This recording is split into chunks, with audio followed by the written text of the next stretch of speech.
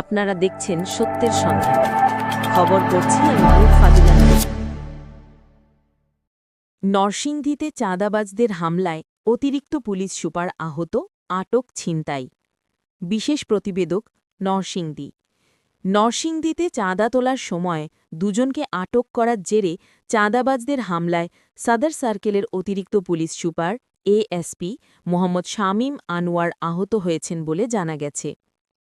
হামলাকারীরা পুলিশের কাছ থেকে আটককৃত দুজনকে ছিনিয়ে নিতে সক্ষম হয়। ঘটনার বিবরণ।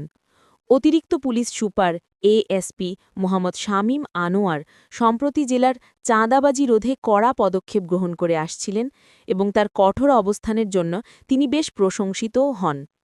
জানা যায়, অটোরিকশা থেকে চাঁদা তোলার সময় দুজনকে হাতে নাতে আটক করে পুলিশ। এই আটকের পরপরই চাঁদাবাজদের একটি দল পুলিশের ওপর হামলা চালায়। হামলার সময় অতিরিক্ত পুলিশ সুপার আহত হন। একই সঙ্গে হামলাকারীরা পুলিশের হেফাজত থেকে আটককৃত দুজন চাঁদাবাজকে ছিনিয়ে নিয়ে যায়। এ ঘটনায় এলাকায় উত্তেজনা বিরাজ করছে। পুলিশের অবস্থান। নরসিংদী জেলা পুলিশ জেলার চাঁদাবাজি ও সন্ত্রাসী কার্যক্রমের বিরুদ্ধে জিরো টলারেন্স নীতি গ্রহণ করেছে।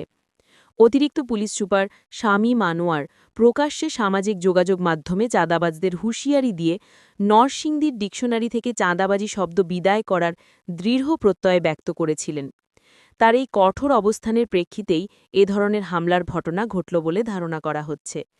এই ঘটনায় পুলিশের মনোবল অক্ষুণ্ণ রেখে অভিযুক্ত হামলাকারী ও ছিনিয়ে নেওয়া চাঁদাবাজদের দ্রুত গ্রেফতারে সাঁড়াশি অভিযান শুরু হয়েছে।